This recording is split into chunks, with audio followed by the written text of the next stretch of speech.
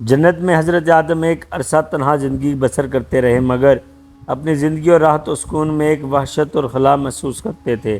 ان کی طبیعت اور فطرت کسی مونس اور ہمدم کی ضرورت محسوس کرتی تھی۔ چنانچہ خدا نے حضرت حوا کو پیدا کیا اور حضرت آدم علیہ السلام اپنا ہمدم اور رفیق پا کر بے حد مسرور ہوئے اور اطمینان قلب محسوس کیا۔ حضرت آدم اور حوا کو اجازت تھی کہ وہ جنت میں رہیں اور اس کی ہر چیز سے فائدہ اٹھائیں، مگر ایک درخت کو معین کر دیا گیا کہ اس کا پھل نہ کھائیں بلکہ اس کے پاس تک نہ جائیں۔ یہ حکم ملنے کے بعد ابلیس کو ایک موقع ہاتھ آ گیا اور اس نے حضرت آدم اور حضرت حوا کے دل میں یہ وسوسہ ڈالا کہ یہ شجر خلد ہے اور اس کا پھل جنت میں ہمیشہ کے لیے آرام، سکونت اور قرب الہی کا ضامن ہے، اور قسمیں کھا کر ان کو باور کر دیا کہ تمہارا خیر خواہ ہوں، دشمن نہیں ہوں۔ یہ سن کر حضرت آدم علیہ السلام کے انسانی و بشری حواس میں سب سے پہلے نسیان یعنی بھول چوک نے ظہور کیا، اور وہ یہ فراموش کر بیٹھے کہ اللہ کا یہ حکم ابتنا ہی تھا کہ نہ مربیہ نہ شیوا، اور آخرکار جنت کے دائمی قیام قربت الہی کی لگاوٹ پیدا کر دی اور انہوں نے اس پھل کا ذائقہ لے لیا۔ اس پھل کا کھانا تھا کہ بشری لوازم ابھرنے لگے، دیکھا تو ننگے ہیں اور لباس سے محروم ہیں، تو دونوں نے پتو سے ستر ڈانپنے شروع کر دیے۔ گویا انسانی تمدن کا یہ آغاز تھا کہ اس نے تن ڈانپنے کے لیے سب سے پہلے پتو کو استعمال کیا۔ ادھر یہ ہو رہا تھا کہ خدا کا عتاب نازل ہوا اور آدم سے باز پرس ہوئی کہ مامانت کے باوجود یہ عدولی حکم کیسی؟ آخر آدم تھے، مقبول بارگاہ الہی تھے، اس لیے شیطان کی طرف مناظرہ نہیں کیا اور اپنی غلطی پر بحث کرنے سے باز رہے۔ ندامت اور شرمساری کے ساتھ اقرار کیا کہ غلطی ضرور ہوئی ہے، مگر اس کا سبب گستاخی، نافرمانی، زد اور سرکشی نہیں بلکہ بنائے بشریت بھول چوک اس کا باعث ہے۔ تاہم غلطی ہے، اس لیے توبہ استغفار کرتے ہوئے فور درگزر کے خواستگار ہوئے۔ چنانچہ خدا نے ان کے اس عذر کو قبول فرمایا اور معاف کر دیا، مگر وقت آ گیا تھا کہ حضرت آدم کو زمین پر خلافت ادا کریں۔ اس لیے بتقاضۂ حکمت ساتھ ہی یہ فیصلہ سنائے کہ تم اور تمہاری اولاد کو ایک معین وقت تک زمین پر قیام کرنا ہوگا، اور تمہارا دشمن ابلیس لعین بھی اپنے تمام سامان دعوت کے ساتھ وہاں موجود رہے گا، اور تم کو اس طرح ملکوتی اور طاغوتی دو متضاد طاقتوں کے درمیان زندگی بسر کرنا ہوگی۔ اس کے باوجود اگر تم اور تمہاری اولاد مخلص بندے اور سچے نائب ثابت ہوئے تو تمہارا اصلی وطن جنت تمہاری ملکیت میں دے دیا جائے گا۔ لہٰذا تم اور حوا دونوں یہاں سے چلے جاؤ اور میری زمین میں جا کر بسو اور اپنی مقررہ زندگی تک حق ابدیت ادا کرتے رہو۔ شیطان نے آدم اور حوا کے ذہن کو متاثر کیا، اور یہ بھی ہو سکتا ہے کسی دوسری شکل میں، مثلاً سانپ وغیرہ کی شکل میں متشکل ہو کر جنت میں داخل ہو گیا، اور شاید یہی سبب ہوا کہ آدم علیہ السلام اور اس کی دشمنی کی طرف دھیان نہ رہا اور وہ اپنا کام کرنے میں کامیاب ہو گیا۔ بہرحال یہ شیطان تھا جس نے دھوکے اور لرزش کے ذریعے حضرت آدم اور حضرت حوا رضی اللہ علیہ السلام دونوں کو جنت سے نکلوا دیا، جس میں وہ آرام اور سکون سے زندگی بسر کر رہے تھے، اور یہ نکلنا اگرچہ بحکم خداوندی ہوا مگر سبب اس کا شیطان تھا۔ کہتے ہیں کہ جب حضرت آدم علیہ السلام کو بہشت یعنی جنت سے نکالا گیا تو ان کے ساتھ کچھ چیزیں بھی اتاری گئیں۔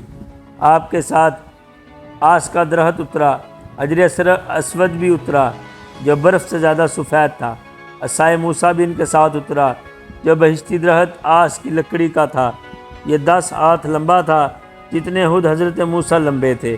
اس کے علاوہ بقول ابن سعد اور لوبان بھی بہشت ہی سے حضرت آدم کے ساتھ اتارے گئے۔ بات کو لندان، ہتھوڑا، سنسی بھی ان کے ساتھ بھیجے گئے۔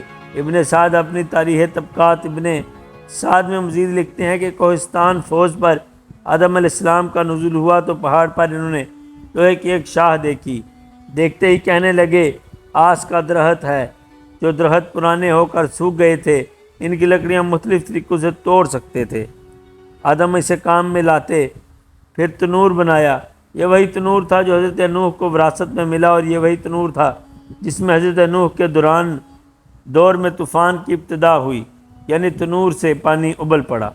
مورخین لکھتے ہیں کہ اس کے بعد حضرت آدم علیہ السلام نے حج کیا تو حجر اسود کو ابو قبیس پر نصب کر دیا۔ یہ اندھیری رات میں روشن رہتا تھا جیسے چاند روشن رہتا ہے۔ زن و مرد پہاڑ پر چڑھ کر اسے چھوتے اور چومتے، جس کے باعث یہ سیاہ پڑتا چلا گیا۔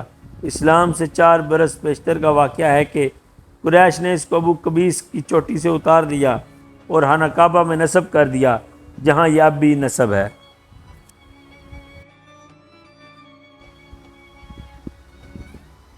قصہ آدم علیہ السلام میں کئی مفسرین نے بہت سے اسرائیلی قصے داخل کر دیے ہیں۔ ایک یہ کہ شیطان سانپ بن کر جنت میں داخل ہوا، حالانکہ قرآن حکیم کا انداز خطابت بتا دیتا ہے کہ شیطان کا طریقہ واردات وسوسہ اندازی تھا۔ نیز یہ جو کچھ آدم کی لغزش ہے، یہ بات غلط ہے۔ یہاں لغزش نہیں بلکہ انسان کی کمزوری کی طرف اشارہ ہے، اور پھر اس کا علاج توبہ استغفار بھی انسان کو بتا دیا گیا ہے تاکہ وہ دوبارہ قدر و منزلت کی طرف گامزن رہے۔ آدم اور حوا جنت سے نکل کر کس مقام پر پہنچے، اس کے بارے میں قرآن مجید اور احادیث سیاح خاموش ہیں۔ عام روایات یہ ہیں کہ وہ سراندیپ یعنی لنکا میں اتارے گئے، پھر آدم عرب میں گئے اور عرفات میں حوا سے ملاقات ہوئی، پھر وہ زمین پر ایک مدت تک رہے۔ المختصر، محققین کی رائے یہ ہے کہ حضرت آدم کھیتی باڑی کر کے زندگی بسر کرتے تھے۔ ان کی بہت سی اولادیں تھیں جن میں رشتہ ناتا قائم کرنے کا خاص طریقہ تھا۔ ان کے ایک بیٹے کا نام شبیب تھا جو مصر کی جانب دریائے نیل کے کنارے آباد ہوئے۔ ان سے جو اولاد ہوئی وہ حضرت آدم کی پہلی نسل کہلاتی ہے۔ ان کا رنگ کالا تھا، جبکہ حبشی اور مدراسی لوگ اور اسی رنگ روپ کے تمام لوگ قبیلے حضرت آدم کی پہلی نسلوں کی اولاد میں سے تھے۔ پھر جب رنگ کچھ صاف ہو گیا تو منگول خون کے افراد آئے۔ سفید رنگ کی قوموں کا اجرا حضرت نوح سے ہوا۔ کہتے ہیں کہ حضرت آدم کا زمانہ تقریباً 1000 سال کا تھا۔ اس کے بعد جب حضرت نوح پیدا ہوئے تو علماء تاریخ کہتے ہیں کہ حضرت آدم سے حضرت نوح تک کی نسلیں زمین کے محدود خطے تک آباد تھیں۔ پھر جب حضرت نوح کے زمانے میں طوفان آیا تو وہاں سے ادھر ادھر بکھر گئیں۔ علماء کا بیان ہے کہ حضرت نوح کے 3 بیٹے مشہور ہوئے، ایک سام، دوسرے حام اور تیسرے یافث۔ سام کی اولاد نے صحرا نشینی اختیار کی اور اس سے آگے مختلف سامی قبیلے پیدا ہوئے۔ حام کی اولاد پہلی قوموں کو دھکیلتی ہوئی دریائے نیل کے ساحل پر آباد ہوئی، اور اس کا تھوڑا سا حصہ ہندوستان میں گجرات اور کاٹھیا وار میں پایا جاتا ہے۔ مصر کے لوگ بعد میں حبشہ کی طرف دھکیل دیے گئے۔ یافث کی اولاد عرصے تک مشرقی یورپ اور مغربی ایشیا کے مغربی پہاڑوں میں ماری ماری پھرتی رہی۔ پھر ان تینوں کی اولادوں کے اختلاط سے ایشیائی کوچک میں ایک علیحدہ جغرافیائی قوم آباد ہوئی جو آریہ کہلائی۔